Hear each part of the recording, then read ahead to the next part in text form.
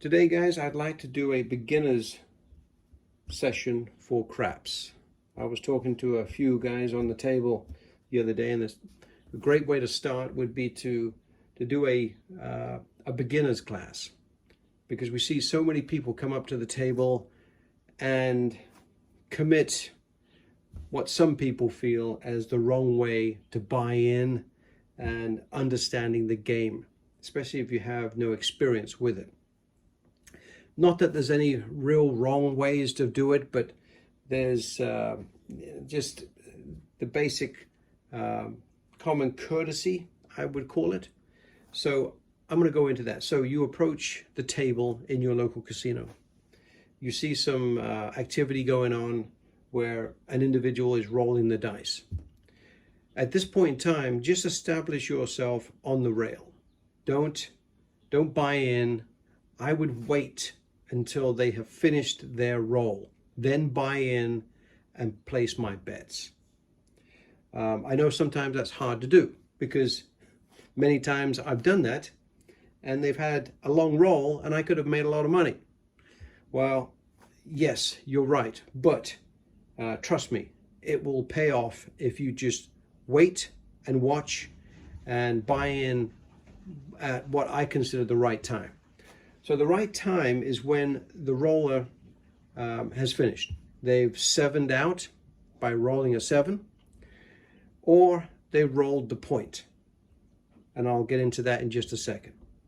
When the stick man has the dice in the center of the field and the roller is finished because they threw a 7 or they hit the point, that would be the right time to buy in. At this point, you throw your 300 down on the table, because the dealers will not take it from your hand. Put the money on the table, they will give you chips in return. You get $300. The next thing you want to do is look across the table, and there will be a minimum and maximum chart. Let's say the minimum on this table is $15, because the truth is, it's hard to find tables anymore less than that. And there's many of them a lot more than that. But this table, for whatever reason, is $15. You put it on the pass line. You can put it in other areas like the don't pass, but for today, you're going to put it on the pass line, which is where most people put their money. Now, if you're going to re-roll in the dice, you have to have a pass line. You have to have skin in the game, if you like. So, $15 on the pass line, because the minimum states it so. So every other bet has to be a minimum of $15. So pass line, $15, you've got the dice. Now, when the stick man gives you, because you're a new, any person that throws the dice is considered the new roller. You're gonna get 5 dice. You're gonna select 2, and the dice man, the stick man is gonna take back the other 3. So those are your 2 dice that you're gonna be throwing down and hitting the back rail. So first things first, you cannot pick up the dice and do this. It's only one hand. Remember that. One hand handles the dice. Do not take them across the rail. Keep them in this area here. Don't go too high with them when you're throwing them. Try to keep them at that sort of height if possible. And make sure you hit the back wall. Now, if you're standing here on the table, you'd be throwing this way. But because of my practice crib, the way it's set up, you're going to be going this way. So you can set the dice. You can do anything you want with the dice here, but you just can't be shuffling back and forwards between 2 hands or taking them over the rail. So just bear that one in mind. So you've got your 2 dice. You've got your $15 pass line. When you roll the dice the first time, what are you hoping for? A 7 or an 11 will pay you $15. It's a 1-to-1 bet. Any other number, like a 12, you will lose. If it's a 2 aces, you will lose. If it's an ace deuce, you will lose. So those 3 combination of numbers, the 12, the ace deuce, which is the 3, and the 2 aces, which is 2. those three combinations, you will lose this $15. But you will win if you hit the 11 or the 7. Now the 7 you can roll 6 ways. The 11 you can roll 2 ways. So just kind of bear that one in mind, guys. You've got good odds of rolling a 7 or at least a 7. But if you do roll a 7, 11, you get paid 1-to-1. If you roll a 2, 3, or a 12, you're going to lose that bet. So you roll the dice, and it comes up as a 3-1-4. 3-1-4. Now that is now the number that you need to hit. So they're going to have a big white puck that they're going to put on the number 4. They're actually going to put it on the bag. That is the established number. Okay? Now you have to hit a 4 before a 7 to continue the game. Now you may hit a 6, a 9, a 10, a 5, an 11, a 12. Any of those numbers keeps the game moving forward. But if you hit a 7 before you hit a 4, you're done. The dice are going to be moving to the next person. So let's say you rolled the 4, which you just did. The 4 is what they consider the point. That's been established now, the point. You've got to hit that before you hit a 7. Now you have $300 on you. $15 is the minimum bet, right? So let's say I only want to go minimum bet on each number. I would suggest you cover all of these numbers. Okay, you can just bet on the 6 and 8 if that's what you want to, but to begin with, because it's a minimum bet and you're not betting a lot of money, so I would just stay with minimum bets across the board until you get comfortable with how things get paid and the flow of the dice. So $15, 15 and 15. Now on the 6 and 8, just because of the odds and the way that it gets paid, those go up in $6 increments. Everything else is $5 increments. So it's not going to be 15, it's going to be $18. So $5 increments, but the minimum is $15. So that's where we get the combination on how much we're betting. So just so you know, that's a minimum bet that you can get away with. Now, you could just leave your pass line up here and not bet on any of these if that's what you want to do. I'm just saying, if you want to try and win some money, this is one way to get it done. Yes, it's a lot of risk, but at the same time, you've got a lot of numbers in your favor. There's 3 ways to roll a 10.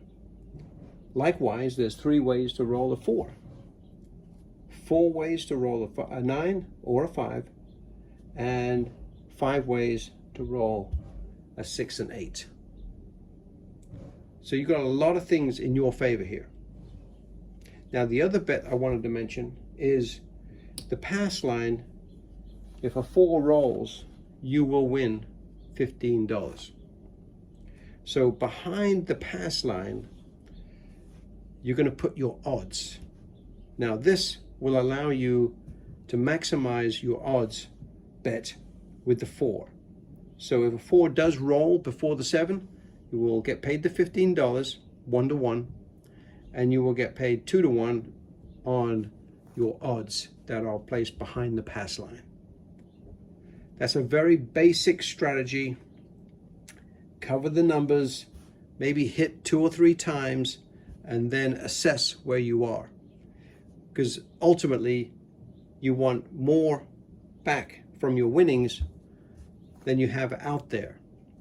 That would be the goal. So let's say 4 is the established point. Now I'm trying to roll a 4 before a 7.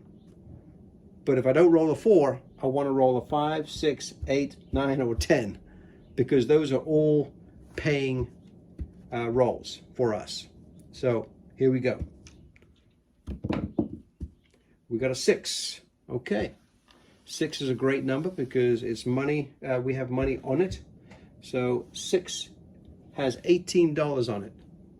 The odds are with that one, it's going to pay $21. So $18 pays you $21. So you're going to get, they're going to pay you $21, and you're going to put it in your rack. Now, you could take your bets down at this point and say, hey, I've been lucky. I've made $21. I'm going to walk away with my money. You could take all your bets down. The only one that you can't touch, because it's a contract bet, is the pass line. So you could say, turn my bets off. So they'll put a little puck on it, or a little plastic off button on top of one of these, saying that you are off. These are no longer in play. And you can pick up your odds on the back, because that's not a contract bet. This is the only one now that you have in the game, because you turned your bets off. Or you could say, give me my money, and they'll take all these bets down and give it to you. But because you're in the middle of a roll, you don't really want to disrupt it too much. Just say, hey, turn my bets off. And then you can pick up your odds on the back.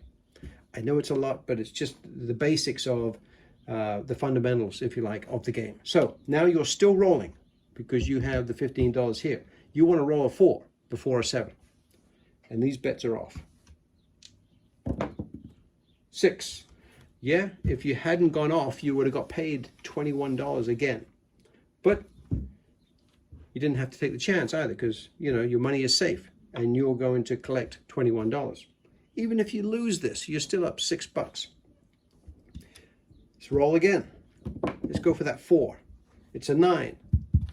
9 would have paid you $21, but you were off. 7. You're out. You're done. The game for you on this roll is done now. Now it's going to be passed on to the next person in line. And it typically rotates clockwise as far as how it goes with who's going to be next to be the thrower. So these bets are all lost. These bets all come back to you because you turned them off. You did lose the pass line bet because the 7 came before the 4. So that goes back to the dealers. The puck comes off.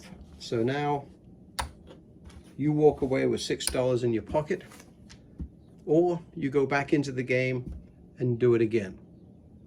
So that's the basics, guys. I know I probably missed a bunch, but this is the first step in the beginner's class. I'm going to do a backup, we'll call it session 2, to get into more advanced betting positions on the table. And we'll also include what these bets are, and also the don't pass. Even the center field, as far as these numbers, and how we bet with the big 6 and 8. So there's a lot more on the table, but that's the basics to get you started. If you ever want to consider playing bubble craps, that's another great way independently you can learn as well. On the table sometimes can be a little intimidating because there's a lot of people there that know how to play the game and they're very comfortable in playing the game, and they do not like a lot of people slowing the game down because it upsets the routine. So just bear those points in mind. That will put you on the right track, at least for doing the basics. See you on the next video. Thanks.